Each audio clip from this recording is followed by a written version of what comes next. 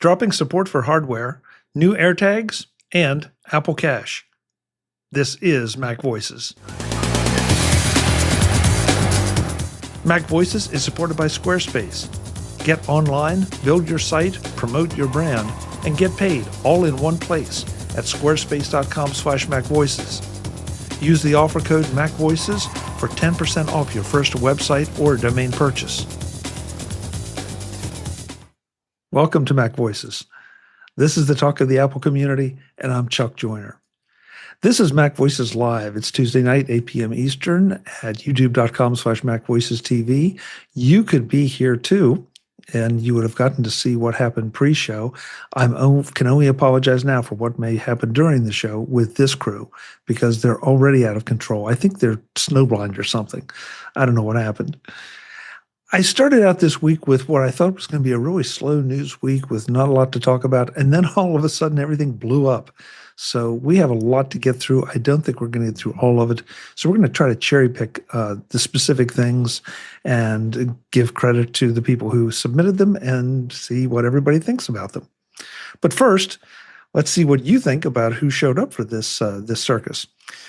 Dave Ginsburg is here in the top left of my screen. Dave, good to see you.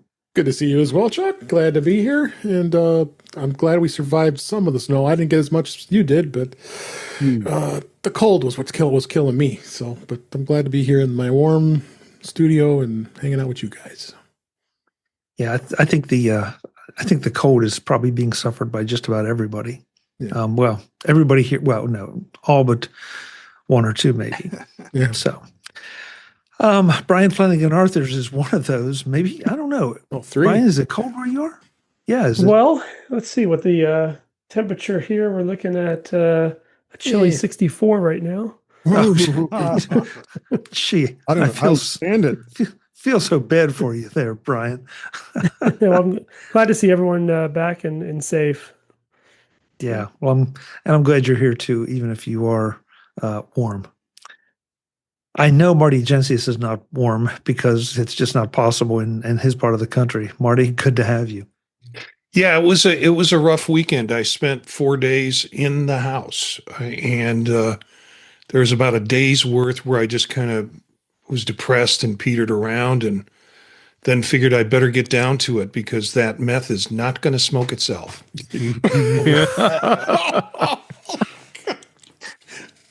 Okay, I just leaving that right on the table.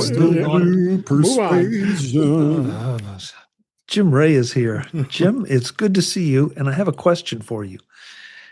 Does the logo on your hoodie there mean that you're the Flash? No. Okay. Okay. Well, I don't know. Isn't this a Mac Power Users? I don't know. Is it? I think this is Mac Power Users merch. Oh, okay. I'd wear MacVoices merch, but there isn't any. Okay, well, I've got to get it's on the agenda. It's on the agenda. So, but it's good to have you anyway. Ask Chuck polo shirts. How many years it's been that I have been telling Chuck he needs to start making merch. No. Moving on. Norbert Frassa has joined us, and I'm sure Norbert is wondering, why did I do this? Why am I here? Norbert, I'm glad you're here. Do I really have to follow that? No. Greetings, everybody, from Southern California. Yeah, we won't even ask about your temperature because probably the same as Jim's. Guy Serle is here. He made it back. Guy, good to have you. Finally, yeah. I don't know what was wrong with me. Well, it's 21 degrees here, Chuck, and we got about 8 inches of snow last weekend. Here in the D.C. metro area, we're expecting temperatures down in the teens for most of the week, with snow resuming on either Saturday or Sunday. Thank you. Sounds like fun. Fun. Not fun. Hippy dippy weatherman. If you get it, I'll probably get it too. So. Oh yeah. You okay, Eric? Okay. I'll get to him in a minute. He'll give him a chance to recover. Jeff Gamet is here. Jeff, it's good to have you. If memory serves, you were going to an outdoor activity over the weekend. Did you make it? Yes, I did. And for those of you that are like, why would you go out in temperatures that are close to zero, and then there's a wind chill on top of that? And I went to one of the vigils and I guess protest events this weekend, and it was cold, but totally worth it. That was not the event that I was thinking of, Jeff. Didn't you go to some stock show? Oh, livestock show? I did, but that's actually indoors. So the National Western Stock Show. It's sort of like the pre-trials for the Olympics for rodeo, and the Denver Coliseum is a big enough facility that it is fully enclosed. So the entire rodeo is done indoors. Oh, okay. Didn't know that. So that was Saturday, and then Sunday was the actual outdoor event. Okay. I'm Sorry. glad you separated those two. Or was it hard to tell the difference? No, it was actually relatively easy to tell the difference because at the outdoor event, there weren't a bunch of people walking around with Coors beer. Apparently, Coors is like a big sponsor of the rodeo. Okay. Thank you. I did not realize that the rodeo was indoors. So It's preseason. That one is. All right, Chuck. Well, as long as you brought up the rodeo, they did something this year that was different, new. They brought these two guys over from Spain who do bull jumping.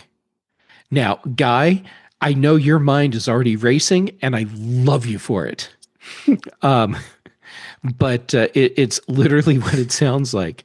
They get a really pissed off bull running around in the arena, and these two guys go out and get the bull's attention, so it charges them.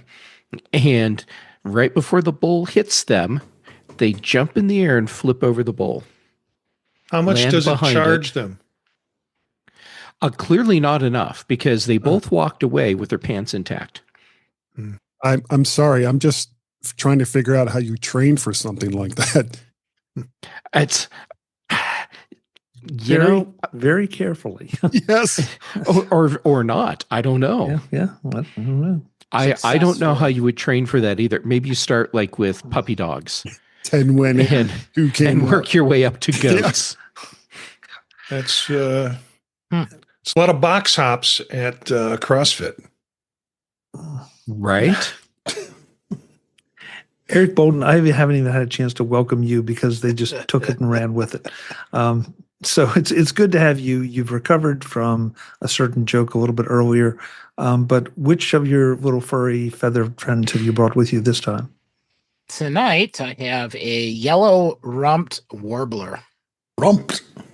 Who was busy crawling around eating poison ivy berries when I was taking the picture. Oh, that sounds like fun. That guy ended up with the yellow rump last time he ate those berries too. Yeah. There's so many ways I could just keep on going with that, but we're just going to leave it. We're going to get to some of the stuff that we need to get to. Starting off tonight with a PSA that we talked about a while back, and the time has come, that Belkin is ending support for most of their Wemo smart home accessories this week. So if you're listening live, you have a couple days notice. If you're listening after the fact, they're probably already dead. But just be aware that if you are depending on any of these things, you may want to check the article I just put in the show notes and in the chats, and make sure that you take appropriate precautions or appropriate steps to either get something else to replace it or just do without. but this is a big disappointment because I know I have more than a few of these Wemo switches. Excuse me, Wemo switches that will no longer function. Well, Chuck, that's partially true. Sorry, I'm just totally jumping in the middle of your stuff. No, go for it because you're going to say exactly where I was going. So take it. Oh, okay. So yes, totally true. Wemo is abandoning support for most of its smart home accessories. If it's one that supports HomeKit or Threads, you can still use it with HomeKit or Threads, but there's no support for it. And Chuck, I actually have a question about this. Does the device need to already be part of your HomeKit setup, or can you add it without the Wemo support being a thing? Jeff, I was going to ask you that because I'm not sure. And I don't know. Yeah, and Internet of Things, I doubt it'll work without going back to Wemo or Belkin. That was my thought too, Guy. And unfortunately, I don't have any of the newer ones. All mine have been around for a while, so I have all the old ones, so it doesn't matter. Barry in the chat room says his Wemo's are already bagged up to go to the next e-waste event, and that's kind of where I am too. Yeah, so. This is the problem with Internet of Things. It works until whoever makes it says, we don't want to support that anymore, and then it doesn't. How many people spend how much money on Nest products that Google killed? And it's just wrong, and I get that standards change and all the rest of that, but there's no opportunity, at least let them turn it in for some kind of credit for something else. And it's like, no. We don't want them back. We don't want to deal with it. You just wasted your money. Yeah. And I'm sorry, I think I misattributed that, but that was Brett that has bagged his Wemos. So yeah, Guy, an alternative to that would be, instead of requiring an account with whatever company to use the device, make it so that it just complies with standards and doesn't need anything extra to do whatever it does. But that's going to depend on the firmware of the device, though, isn't it? Yeah, but it can totally be done. Okay. I don't have enough experience with it to know. Everything I've heard and read says that these devices are talking back to the mothership all the time. A lot of them are. But there are some like Eve devices from Elgato. Those are HomeKit specific devices. And so you buy one, you don't even have to install the Eve app. You can just scan it with HomeKit or with the Home app, and the Home app and HomeKit knows what to do with the device, and you use it. Yeah. You know what, Jeff? Thank you for that comment, because I'm throwing another article in the chat that we never did get to from last week, but it's sort of relevant that Bose made a consumer-friendly move to open source its SoundTouch speakers that they have deprecated. But they pushed them over to open source so that if people are so inclined, or anybody's so inclined, they can still do some things with them and maybe get them to work. And so that felt like a real good move on Bose's part. And it would be nice if some of these other companies would do some of the same things. Belkin, hint, hint, hint. So. Yeah. That said, I have a box in the closet that's full of devices that stopped working only because the company stopped supporting them. Oh, which one of us doesn't, Jeff? Right. Yeah. And I periodically take the full box to the electronics recycling place in Boulder and get rid of all of it. You have to pay to get rid of it. Cool. And then it fills up again. Next time it's full, off I go. So salt in the wound. I have to pay to get rid of the things that You already are still fully functional, except that a company said, no, they're not. Yeah. When I stop working, I'm going to be buried with all the devices that have stopped working. Probably need another container just for that. much bigger container. Yeah.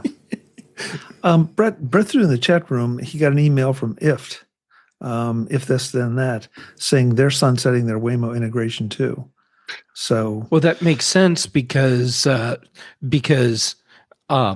integration works because Belkin is paying the licensing fee to have the APIs all hooked together. So if they're sunsetting the product, of course they're sunsetting their own support for IFT. yeah. So again, just be aware of this. If you have Wemo switches, I keep doing that. Wemo switches that you have some degree of dependence on, they're probably not going to work in the next few days. So many other good ones out there. Oh yeah. MacVoices is brought to you by Squarespace, the all-in-one website platform designed to help you stand out and succeed online. Whether you're just getting started or scaling something bigger, Squarespace gives you everything you need to build a professional site, grow your brand, and get paid, all in one place. One of the best features of Squarespace is how well it supports offering services. If you're consulting, teaching, creating content, or running events, Squarespace makes it easy to showcase what you do, schedule appointments, send professional invoices, and accept payments without juggling a bunch of separate tools. Get it all done in one place. But you need your site to stand out from the crowd, right? Squarespace's cutting-edge design tools, Blueprint AI, and their award-winning templates can get a site up quickly that actually looks like you, not something generic. And if you want to tweak things, the drag-and-drop editing makes it easy. No coding required. And once your site is live, Squarespace's built-in analytics help you fine-tune what's working, where people are coming from, and how your content or services are performing, all from one dashboard. If you're ready to bring your idea online the easy way, the powerful way, go to squarespace.com/MacVoices for a free trial. And when you're ready to launch, use the code MacVoices to save 10% off your first purchase of a website or domain. Again, head to squarespace.com/MacVoices for a free trial. And when you're ready to launch, use the code MacVoices to save 10% off your first purchase of a website or domain. Thanks to Squarespace for supporting MacVoices. Probably the biggest Apple news of the week, arguably, is that we have a new AirTag. A new, more powerful AirTag.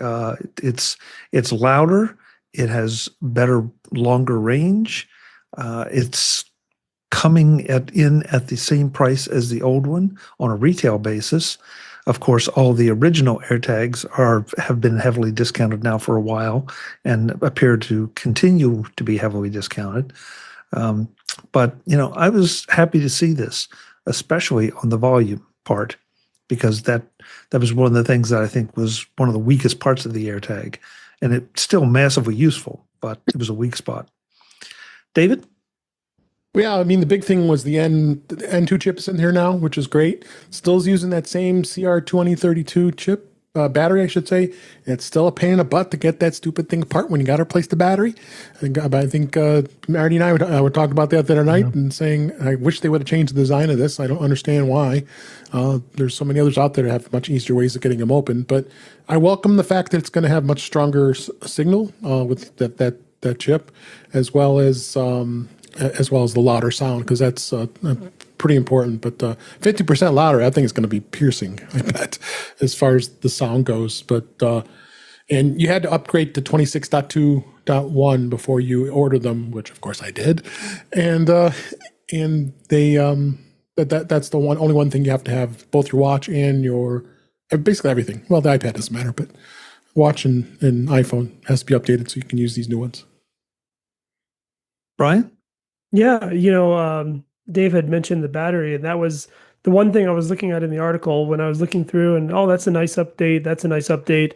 And I was just waiting towards the end of the article to see something like, and by the way, it's not a user replaceable battery anymore. But I was really happy to see that despite the fact that it's a tough battery to open, it's it's at least it's there. It's, it doesn't, we were just talking about all the extra e-waste that's created, and at least this way, you can buy it and replace the battery. So It's just as hard to get the battery out of its packaging as it is to put it in the AirTag. that's true too. There's that. Yeah, good point. Yeah. Good point. Marty. Yeah, I jumped on these and I bought a set of 4, figuring that there's a 50% chance, greater chance now, that my wife will be able to hear it when it goes off and she can find it without my assistance. Dave and I talked about this, the battery. I hate the battery. The fact that you have to twist it and you have to compress it and twist it and you're not sure it's working. And sometimes you don't know which way to twist it. When it's two-sided, which way is clockwise versus counterclockwise. Then you get the battery out, and then you have to put the battery in. And Brian, if you read this article, you have to put the battery in, take it out, put it in, take it out, like 5 times. So at some points, I have some of these old AirTags in my drawer, and I just don't know if they're functional or not. But I certainly don't want to spend a week opening them up, putting batteries in them, reconnecting them as a new device. They should be disposable. I hate to say it. Wow. Marty, I haven't had that experience. I've changed my AirTags plenty of times. Just open it up, take the old one out, put the new one in, close it up, and go. I got a job for you, Chuck. Yeah, because I got a job for you. It's hard. I mean, my fingers get a little more nimble than they had been, but dude, you really got to push that thing hard to get it to budge. I mean, it's not great. It's never been easy for me. What's a chirp and what's a beep, and Well, I wasn't even referring to that part. I was referring to the fact, though, that I've never had to repair them or anything. I mean, the ones that go in my luggage recognize that they're my luggage tags, and after a change, and same thing with the backpack, and same thing with my keys and everything else. So I don't know. Yeah, don't moisturize your hands. That's right, Eric. So I usually can get them open. Sorry, I'm just jumping in. No. But if I'm having trouble, I will take. I have a couple of these kind of rubber disc jar opener things, and so I'll just put those on either side and just go, and they're grippy enough that it just pops it right open. I use vice grips. Vice grip works really well too. Yeah, I've done that. Or pliers. Just got to be real careful not to scratch it. Hammers work joking. really well. No, I'm being very careful because I just have a tough time. You have to push and twist. It's hard. I use a welding torch. That I don't do. Okay, good. I knew I had to find something. Hey, I'm going to take advantage of this and just tell a quick AirTag story, because this just happened over the weekend, and it really told me that, once again, something is actually working the way Apple says it does. I found myself being tracked by an AirTag. That I had an AirTag moving with me that was not mine and was not recognized. And, what was it? And I wasn't concerned, but it was sort of strange. And I discovered that I had taken my sister's keys to move her car. She had an AirTag on her keys, and it fell out of its little case in my pocket. And I left. And the AirTag notified me, my phone notified me that an AirTag near me was following me. And it didn't make any sense until I got home and cleaned out my pockets and then found the AirTag. But I want to do a testimonial that tracking thing really does work. That, if there's an AirTag that's been planted somewhere, that, the odds are that you're going to know about it. No suspicious white van anywhere? No suspicious white van. No. And once, once she discovered it, the next day, and it's like, oh, I'm missing my AirTag. It's like, well, I know where it is. It's right here. Can you use Find My to find a lost AirTag? She did. You hit it, guys. She knew exactly. She knew exactly where it was. It was at my house, because it popped up, but as that's where her keys. Well, that's where that AirTag is. So Find me. yeah. So it really does work. If you have concerns over that kind of thing, the AirTag combination of the AirTag and the phone are a good thing. Can I tell a real quick story? Sure. Friend of the show, the G-Men show for people who are keeping track, had his pocket picked over in the UK, and the money wasn't that big of a deal. He canceled the cards right away, but there was a couple of pictures in his wallet of his two boys from when they were very little that hadn't been digitized. And of course, he never got the wallet back. So then he went out and he got one of those AirTag compatible, it's like about the shape of a credit card that you can just put in a wallet. Mm-hmm. And so that's what he's doing now. I have those. They're relatively inexpensive. I was surprised. Yep, I have them in my wallet and my backpack. Yeah. I've got one the thing from Rolling is, Square. I have an RFD wallet, so there's only one part that's not RF that I can state. It's the outer sleeve that's not RF, so it'll work that way. Yeah, this is a credit card, basically. I've shown it before. It's really cool. Yeah, and Chuck, it was the one that you suggested from Rolling Square that I got. So yeah, I told the story a while back about losing my wallet in the house, and that's how I found it. And so these things definitely work. And I know there's been so much. In fact, we beat on it for a long time when it seemed like the press was just beating on all the negatives about the tracking. And so the protection that Apple built in, if you pay attention to it, does work. So for what it's worth, Eric. Yes. If you are traveling or running a bunch of errands throughout the day and you have differing numbers of bags, or you carry a bag with a bunch of sub bags in it, it's really convenient to put an AirTag in all of those different bags so that when you leave the house, it'll tell you how many AirTags you have with you or how many you left behind. You're driving around and you stop and then you go in to like grab coffee or something. It'll say, oh, you left 2 in the car and you've got 2 with you. So trying to keep track of a differing number of bags. Otherwise, I tend to count the number of items. And if I like buy a sandwich and I'm carrying that, then I still have 2 items in my hand and there's a bag somewhere. So it is very helpful if you're doing something unusual for the day, or taking a hike or something like that. It makes a huge difference in either not forgetting something or discovering that you forgot something under the table at dinner while you're still next to the place. Eric, that's really interesting. I don't actively manage my AirTags that way. I just have picked those things that I think are important and I want to keep track of.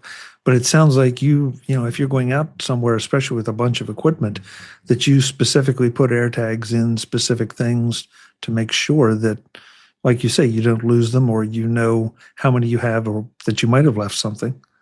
Yeah, and you can edit the name of the tag so that it describes, this is a lens tag or a camera body or, lunch. And keep track of the important parts. Yeah, don't mix those up. Yeah, definitely. Next one. This is not exactly a PSA. It's more just a notification, if you guys didn't see it, that Apple Cash users will now see instant transfer fees increased in February. If you're in a hurry to get your money out of Apple Cash, out of the Apple Cash, you're going to pay for it.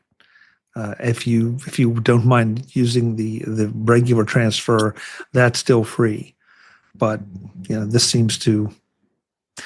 I'm not sure this should be any surprise, given some of the changes are going to come to the Apple Card. But it seems like it was. I was a little surprised at just how quickly this changed. So, for what it's worth. Has anybody? Oh, so go ahead, Mark. Yeah, I was going to say my kids and I are on an Apple Cash economy right now. So when they need to pay me back, they pay me back in Apple Cash.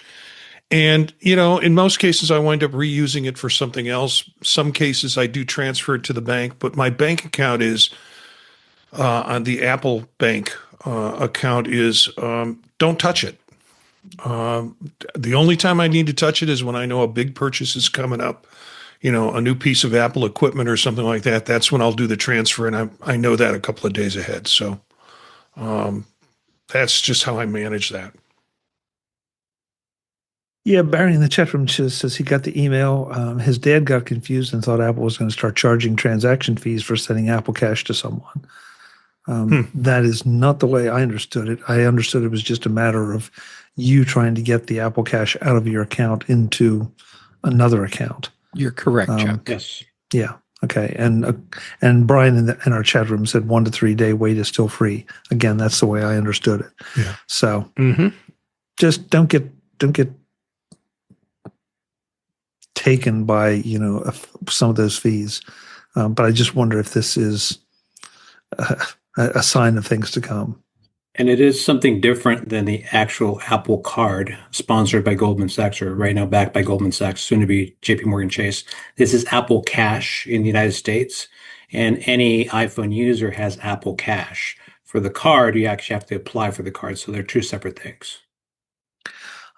Norbert, thank you for the clarification, and maybe take it a step further. So does this have anything to do with those administering the Apple card? The Apple Card? No, it doesn't have to do with it. It's strictly for Apple Cash. So it's very similar to what PayPal does and Venmo does if you want to have access to your cash a little quicker. Basically the same apple to apples sort of comparison. That's what it is. But it has nothing to do with the currently Goldman Sachs Apple Card. Okay. I was not aware of that. I thought there was all the banking part was Goldman Sachs. So no, that just like when they were doing pay later when they discontinued that was a completely separate bank that would cover that. Yeah.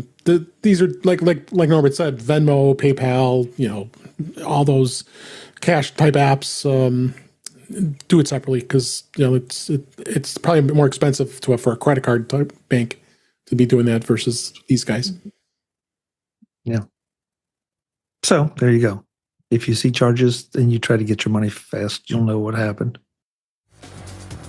Visit MacVoices.com for show notes and to connect with Chuck on social media. Get involved in our Facebook group or like our Facebook page and get more out of your Apple tech with MacVoices Magazine, free on Flipboard and on the web. And if you find value in it all, consider supporting us through either our Patreon campaign at patreon.com/MacVoices or by making a one-time donation via the PayPal link on our front page and in the show notes of each episode. You will join these fine people who help bring you Mac Voices.